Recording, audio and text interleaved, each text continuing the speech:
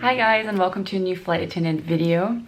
So today it's not a vlog. Technically I am on a layover, as you guys can see. It's my hotel room here in Germany, in Düsseldorf. So I am working right now, but I didn't have time to film that at home because I was pretty busy lately. And I'm doing a 5-day trip this week, which will be up next week. But I get so many questions about flight attendant training that I decided to do a video on it. Because I try to answer all of the messages I get. You guys know lately I've been pretty bad about it because I didn't have time with me applying for a purser position and all of that stuff, and all the assessment centers I had to go through and stuff. And just life does get in the way sometimes, and yeah. I'm flying short haul right now. I don't really have a lot of time to like film and edit right now, which is why I just decided to go ahead, answer all of those questions with this video. So flight attendant training, it's really exciting. I know a lot of you who watch my channel are trying to become a flight attendant in the future, or maybe you just started training. I know some of you are going to training soon. At least that's what I've read in the messages, and that's super exciting. Or even if you're not a flight attendant right now, if you haven't applied but you want to apply and you want to know what training is like, keep on watching. So training definitely is different for every single airline. I can tell you a lot about my flight attendant training that I went to like almost 4 years ago. Wow, time passes by so quickly. But I can also tell you a lot about other airlines because I do have friends who work for different airlines, and I did talk to a few of them and they told me about their training process and all that. So I'll just try to keep it general and then go into specifics, if that makes sense. I feel like I'm contradicting myself. Anyways, let's get started. So a lot of you guys keep asking me whether flight attendant training is really demanding and stressful. And I'll have to say, yes, it kind of is. There's a pretty high workload that you have to get through during training. So it's probably long days at the training facilities. And then you have to study once you get back home. There are going to be tests all the time. It's just like usually written tests or practical tests depending on which stage of training you're in. And it can be really demanding. Yes, I was tired and exhausted every single night, but at the same time I didn't feel like it was very difficult. I went to college before I applied for a flight attendant position, so I was used to the workload, I was used to studying. So for me, it didn't feel like anything like college. So college was way more stressful, at least during exam season and that kind of stuff. But yeah, you have to be consistent. So when you get home after training, you have to study. Otherwise, it's not gonna work. Like if you don't do the work on the first day, your workload will be twice as much on a second day, and it continues like that. So that's just something that's a key thing. Just be on point with all of your assignments, be on point with studying, and like really like memorizing that material that you cover, because you're gonna need it for the rest of your flight attendant career, right? So you're gonna need it. So that's like usually the first question I receive. And then I get a lot of questions about what training is like and how it works, like what you do, how many days it lasts, all that. And that really depends on the airline. So I know a lot of airlines have training for 4 to 6 weeks. My airline has a training period of 3 months. I know that sounds really long. You'll get why. So a lot of airlines will have you fly on, like, let's say short haul aircrafts first. My airline had us fly on long haul aircrafts first. So that it depends on the airline. My hair is in the way. Anyways, as I was saying, technically it's the same thing for every airline. You have your emergency training first. So, at first you have introduction. So you get there, you'll have a day where they'll explain everything. They'll explain the workload. They'll explain that you'll have to be on time and stuff. And like for some airlines, if you're late once, you're out. For my airline, it wasn't like that. Like if you were late, you just called them and it was all right. But for some airlines, if you're late to training, even by a minute, you're out. Just depends on the airline, I guess. But they'll tell you all about that. You need to be punctual later on in your flight attendant life because the plane can't wait for you guys. That would be super expensive for the airline, you know? So if you're not a person who's on time, try being on time for the next few weeks and see what happens. So they'll also go over like dress code and stuff. So usually for flight attendant training for my airline, it was like business casual attire was required. So don't go there in like ripped jeans and t-shirts with awkward messages and stuff like that. You know, you guys know the drill, right? Like as a flight attendant, you'll have to dress the part as well. I mean, you'll have your uniform and stuff, and that's what happened for my airline as well. On like, I think like, it wasn't like on the second or third day, we had our uniform fitting, so we could like pick out all of those parts, those uniform parts. We could like try on the dresses, the pants, the blouses, what else? The coat, the jacket, all of that. And then they like put in our order and we had to wait for the uniform to arrive. Then we went through emergency training, and that is the most demanding thing. So I feel like emergency training, it'll just, there's so many new things. Like if you have not been a flight attendant before, if you haven't been working for an airline before, there's just so many new terms that you'll have to learn. And then there are all of those like evacuation commands that you'll have to memorize by heart, and they'll check. Like if you don't get those right, that's gonna be a problem. So I mean, they're not that hard, but at first it's just like overwhelming. And then, I mean, all of those rules and laws that come with being a flight attendant, like safety checks, all of that. You'll go over all of that during your emergency training. And basically, emergency training just means that you'll have to evacuate the plane in case of an emergency landing, and you go over all of the steps, how to do that, how it works, how you stay calm, how you can get everyone out in time. And also if there's like a fire on board, or if there's like a dangerous good on board, or if there's like a decompression, that can happen. And you just go over all of those scenarios. You'll have fire training. It's usually like real fire training, or you'll have like a fake fire. For my airline, it was kind of like a real fire, but it was not a hot fire. It was, so you couldn't get burned, but we still had to like put it out. So we had to put one fire out that was like on oil, so obviously don't pour water over that, just saying. And then just like a regular fire, and just so that they knew that we would know what to do in case of like a real fire on board or something. So that's important. So basically you're not just servers in the air, you're also firefighters. You are evacuating the plane, and there's so much more that you have to do as a flight attendant. It's not the same thing every single day. A lot of people feel like we're just passing out food and drinks, and that's just not the case. Yeah, just know that before you apply, it's way more than you might think of before. So the workload, and also everything that goes into being a flight attendant, and keeping up with all of the changes and everything, and like being licensed for a new airplane and all that kind of stuff. It'll come over time. So then also for emergency training, we had to pass several tests, written tests. So we had to pass a general test. And so that was just like, generally speaking, of like laws, safety laws, that kind of stuff, or evacuations and all that. And then we had to pass tests for every single aircraft we were licensed for.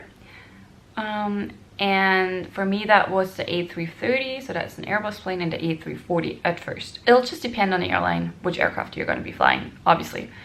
And, well, you're not flying the aircraft, but which aircraft you're working on, let's put it like that. For the emergency training, at the end, we had to pass a practical test. So we had to evacuate the plane, we had to, well, they'll have mock-ups, and we had to put out a fire, we had to handle a dangerous good and all of that. So we were really like put to that point where it was like, oh my gosh, we were all like, adrenaline was just like running up here. And but that is the day every flight attendant is scared of, their emergency tests. That is the most difficult part about training, in my opinion. And after that, we went on with service training, and service training is basically just, it's a lot to learn if you have not worked in the service industry, or well, if you have not worked in a restaurant or something before. It's just a lot, especially my airline had economy class and business class training. So I know some airlines only train their new hire flight attendants for economy class, and then they'll advance to business class over time. For me, it was different. So we started with economy class, then we had our first trainee flight, then we went on to business class, we had our second trainee flight, and then we had our third trainee flight, and then we had our checkout, basically. So service training, they'll just go over a bunch of like rules, like how they want service to be done, how it works for different destinations. For instance, my airline does a lot of flights to America and a lot of flights to Asia, and there's some differences in products we offer. For instance, let's say green tea when we're going to China or Japan and that kind of stuff, or when we are going to India, we offer like aftermints and that kind of stuff. It just depends on the airline, basically. But that's what we went over. We had to learn how to set up the cards. We had practical training a lot. We had mock-ups where we like played the flight attendant role. We cooked the real food and we went through a whole service, basically. And our trainer was watching the whole time. We were watching each other. We were giving feedback, all that kind of stuff. And now let me think about that. I don't think there was a written test. There was no written test about this. But what we had to do a practical test at the end. And we had to sit down with our trainer individually and they gave us feedback. Our future boss, because there's like one person in charge of a bunch of flight attendants, so for us it's called team leader. So our team leader also received the feedback from our trainer, so our team leaders know how we did during training. And then afterwards we had business class training. So we had our first trainee flight, super exciting, nerve-wracking, all of that. And for me, that was long haul. I went to Seoul, South Korea, so that was like a 10-hour flight or something. And I had a 3-day layover there, really good trip. And then we went back. And then we had our business class training, and it was basically the same thing, just for business class, because everything's different. Service works differently in business class. And then on my third flight, I was working economy class again. And so my second flight was to India, to Mumbai, and my third flight went to Denver in the US. And then we got back, and that was basically training. We did have another session, a face-to-face session with our trainer, our service trainer, after our third trainee flight, and they told us about the feedback that our pursers are the ones in charge for the whole cabin crew, that our pursers gave us on those trainee flights, and that feedback also went straight to our team leaders. And what I forgot to mention is for emergency training we also have first aid training. So that was like a training course where we also had to pass the test, because there's a chance of having medicals on board. For me it happens all the time. We had a medical yesterday. I think I had at least 4 medicals. No, it was probably more, at least 5 medicals this year already, and it's only February. So I know colleagues who never have medical incidents on board. I obviously have them all the time. I attract them like a magnet. I don't know why, but it just happens. But we're trained for all of that, and you need to study for that. You have a written test and you have practical tests as well. So it's not like a real practical test where you have to like do this, but it's just like stations that you go through, like CPR and that kind of stuff. And the trainer's just checking that you do everything the right way, and yeah. And so that was basically everything on training. Like I said, you need to stay up to date with all the material you cover. Be nice to your trainers. Do what they tell you. If they give you feedback, don't get mad or something. They just mean well. They just want you to be the best flight attendant you can be. And there's so much stuff you only learn about once you are actually flying, because theory is one thing, but like really, like, I mean, at first it seems so much, but once you are on the line, or if you're a reserve, once you are on reserve and you get your trips, it's just, you'll understand everything you went through so much better than you did before. Even if you're just memorizing stuff at first, once you're flying, you know how it really works. It takes a while to get used to it. It's a new job, obviously, but once you get used to it, you're like, oh, it's so easy, and I want to advance to a different class or something, you know? And I feel like being a flight attendant is such a great opportunity. I love my job. It's a different thing every day. I mean, there are times where I wish I'd be home for certain events, or where I just wish to be home with my loved ones. I know that doesn't always work that way.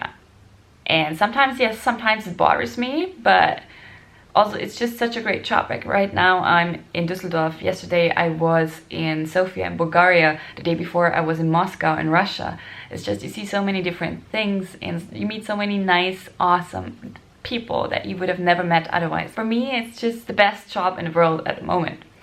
And I mean, I told you guys before, if you have not watched my career change vlog, I'll link it in the right hand corner.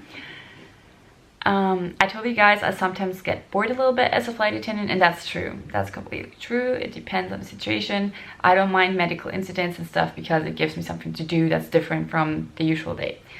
And I always like learning something new. I like to advance. That's my thing. It's just the way it is. And that's why I decided to work towards becoming a purser. So I'm still waiting for a training course that can take a while. I'll let you guys know once I get into one, but I passed all of my assessment centers, so that gave me the go that I can actually go to purser training once they have a course for me and my seniority is high enough. So that's what my plan is, because for me it was just like this: either be a flight attendant for a couple of years or advance to purser. So that's basically flying lead. So you're a lead flight attendant, but you have a little bit more responsibility. And yeah, so you can always advance as a flight attendant. It's not like you're stuck as a flight attendant your whole life. If you still want to be flying, you can maybe become a cabin supervisor, a purser, all of that. Let me think, is there anything else I wanted to talk about? Honestly, right now I can't think of anything. If I forgot something, or if you have additional questions, let me know in the comments below. Let me know if you want me to do more videos like this one. I usually get comments that you guys like my vlogs most, but then I also get comments that some of you, especially the ones who want to become flight attendants in the near future, that you prefer these videos. So that's why I'm kind of trying to mix it up. And yeah, so I hope I answered all of your questions. I hope flight attendant training is a little bit more clear to you right now. Oh, and what I have to say as well is why some flight attendant training courses are shorter and some are longer. There are different laws in every single country. I'm flying for a German airline, just saying. If you're working for a US carrier, there might be a few different laws and stuff. Your emergency training and everything will depend on those laws. And also, I think my airline has the longest training course here in Europe as well, basically. But that's because we have 3 trainee flights and they are long haul flights, and obviously you're gone longer for a long haul flight. If you have like a 3-day layover or something, you get the point. I think they only do like 24-hour layovers now for training flights for my airline, but when I was in flight attendant training, we still had flights with like longer layovers and longer flights. So I guess it just depends. It depends if you have days off. Like, I know some airlines train their trainees from Monday to Saturday. My airline, well, we had training from Monday to Friday, so I always had the weekend off. That was really good, but that depends on the airline. And just to make sure you know this, be prepared to move to different city, to different state. For my airline, I applied for the base and then I got into training. I know for a lot of airlines, you apply to the airline and then you'll get your base assigned afterwards. So you might be at flight attendant training in, let's say, Texas, and then you move to like, I don't know, Pennsylvania or something.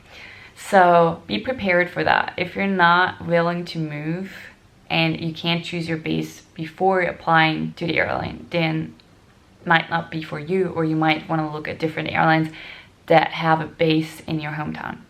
Just saying. So I hope I answered all your questions. Let me know if there's anything else you want me to film and all that. And I hope to see you very soon. If you're not subscribed to my channel yet, make sure that you click on the subscribe button down below. And also make sure that you click on the bell icon below, because otherwise YouTube is not going to notify you whenever I post a new video.